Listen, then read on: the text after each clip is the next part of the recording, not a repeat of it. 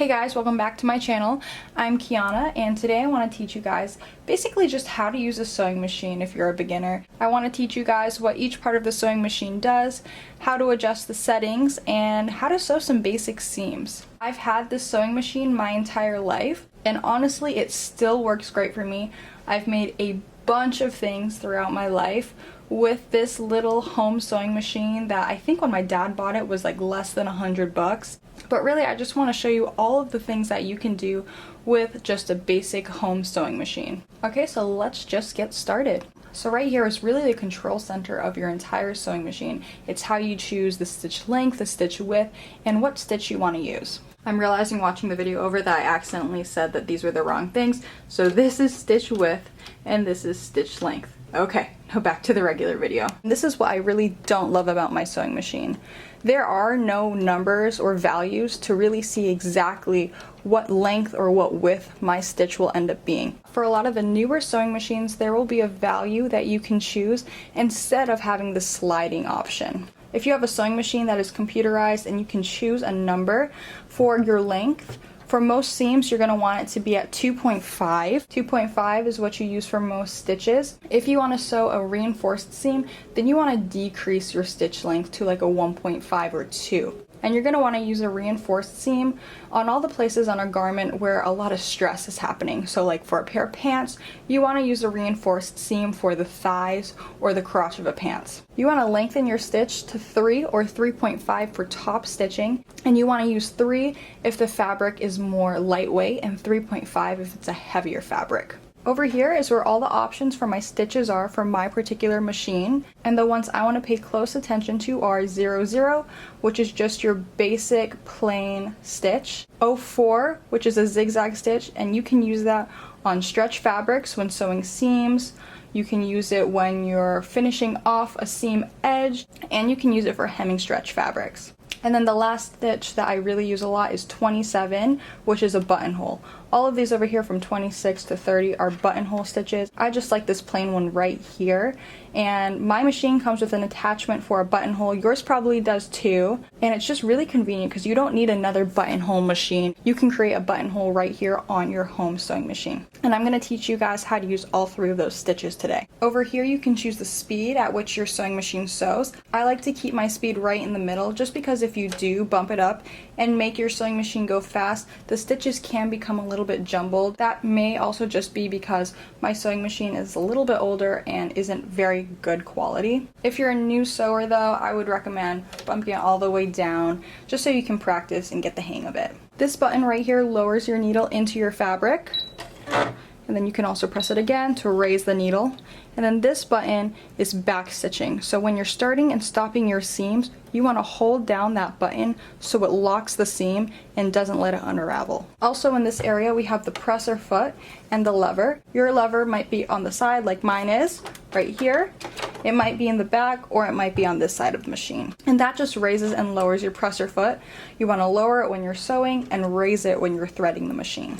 To change your presser foot, most sewing machines just have a lever in the back that you press, it drops out, and then you can change your presser foot. These are the 3 presser feet that I use most often. This is just the standard presser foot you use in the machine. This is a zipper foot, and it has 2 slots, as you can see, for it to be inserted into the sewing machine. The side that you insert it in just depends on which side of the zipper you're sewing, and it can be used for regular, universal zippers, or even invisible zippers. Lastly, we have the buttonhole presser foot. For this, all you have to do is insert the button that you're going to be using in your garment into the right side over here, and then the machine will automatically create a buttonhole that fits that button in your garment. Over here is where all the threading for the machine is going to happen. This is where the spool of thread goes. Some of your machines will have the spool standing up vertically, and this is the bobbin winder. So to thread your machine, you want to just take your thread and follow the numbers on the machine or in the manual, and we'll go into depth with that later.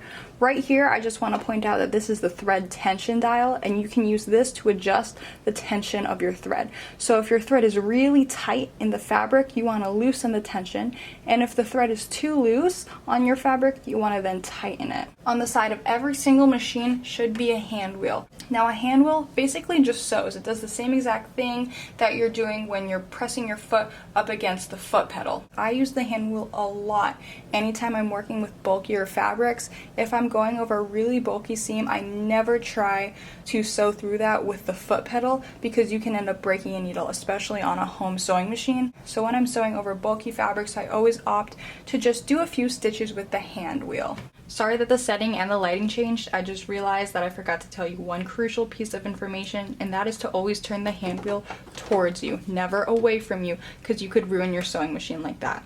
Also, just one more thing to know is that one full rotation of the hand wheel is one stitch of your machine. Okay, so this is the part of the machine with the needle. Now I want to go more in depth with this area, which is the throat plate or the needle plate. And on this plate, it has some numbers up here. And these numbers are going to help you with your seam allowance. Back here you can see it says 5/8 of an inch. Over here it says 1 inch, and then down here are centimeters. In home sewing, the standard seam allowance to use is 5/8 of an inch. So when you're sewing a seam on your sewing machine, you want to place the fabric so the edge meets right here, and that will give you a 5/8 of an inch seam allowance. If you want more or less, you can just follow the numbers here, and they'll be your guide for that. Over here is your needle, and over here you can use this dial to unscrew and replace your needle. Down at the bottom here we have feed dogs, and those just help push the fabric through the machine. This is where your bobbin goes. You just open this and you're able to pop your bobbin in. Most home sewing machines are just a basic top loading bobbin, and you just follow the directions on your machine or in your manual to thread that through. Now I want to show you guys how I thread my sewing machine. The first step in threading your sewing machine is to always turn your machine off. If you accidentally hit that foot pedal, that needle could go through your finger. And the second step in threading your machine is something people forget often, is to raise your presser foot. Raising your presser foot unlocks mechanisms in here that allow the thread to be easily threaded through the machine. If you have it down, it's just not going to thread. As you can see up here, this opens and closes. Okay, and the third step that people often forget is that you need to move your needle into the highest position. So turn your hand wheel, make sure the needle is not down in the machine, make sure the needle is up as high as it can be, and then you'll be ready to thread your machine. To thread my machine, I'm just going to go kind of quickly because every machine is different. I'm just following the basic numbers that are around the machine, and it's just guiding me. Most home sewing machines have an automatic threader, so I just press a button and it puts the thread through the needle hole for me. I don't have to worry about sitting there fiddling with that. Okay, and then lastly, I just want to show you guys how to use those 3 basic stitches that I talked about earlier, which is the plain stitch, the zigzag stitch, and the buttonhole stitch. So I'm going to insert my 2 pieces of fabric right sides together into my machine.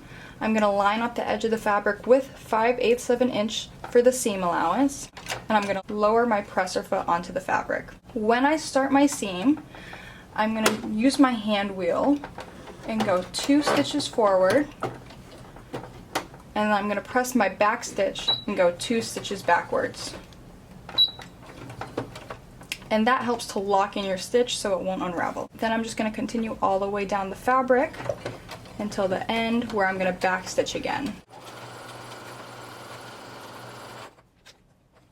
Now we've gotten to the end of the fabric, I'm just going to back stitch a couple times and then go forward. And you can take it out. Most machines have a thread cutter, and that's a plain seam. So when you open it to the front, you have a nice straight seam, and the back has the seam allowance. Now I want to teach you guys how to use a zigzag stitch. The zigzag stitch is very easy. All you gotta do is set your machine to a zigzag stitch. It was number 4 on my machine. And then you can play around with the settings for your zigzag stitch. If you want the zigzag stitches to be wider, smaller, longer, shorter, just find exactly what you like. I can't really give you the values I'm using because, again, my sewing machine doesn't have values. Just figure out what you like, and it's pretty easy to use. When I am using a zigzag stitch to sew 2 seams together, I want my zigzag stitch to go off of my fabric and then back on my fabric. And I'll show you what I mean.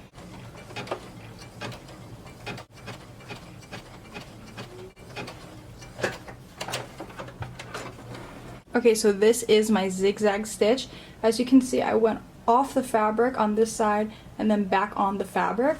and I didn't go all the way down because it takes a long time to use a zigzag stitch. And then when you open it up, you have a seam. The farther apart your zigzag stitches are, the less secure that will be. So if you want to have something really secure, it's just going to take a long time, but you want to make sure those zigzag stitches are closer together than this. Okay, and the last stitch I want to teach you guys how to use is the buttonhole stitch. So for this, you're gonna need a button and you're gonna need your buttonhole presser foot. So first, all you gotta do is choose your button. The only limitations you have to the type of button you use is the size. It just has to be able to fit in this area of your buttonhole presser foot. So I'm gonna put my button face down, since it has a shank, over here and close it and lock it in on the button. And this is what tells the machine how big to make the buttonhole. Okay, now I've inserted the presser foot into the sewing machine with the button towards the back of the machine. Now I'm just going to insert my fabric and lower my presser foot where I want that buttonhole to be. Make sure you've chosen the buttonhole stitch on your machine, and on most machines you'll have to lower something that lets the machine know you're using a buttonhole stitch. On my machine there's a secret little lever over here that you just gotta pull down. Okay, and now you're all set to sew your buttonhole. You don't really need to be pushing or pulling the fabric, just guide it and let the machine do the work for you.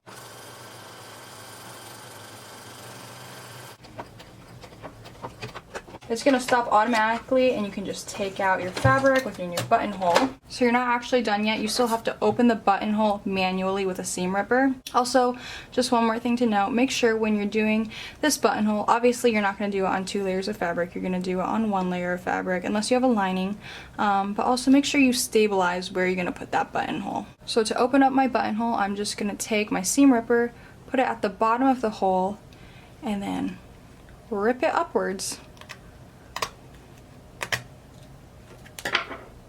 Just like that. And now you have a buttonhole. Then you can test it out with your new button, make sure it fits through the hole, and it does.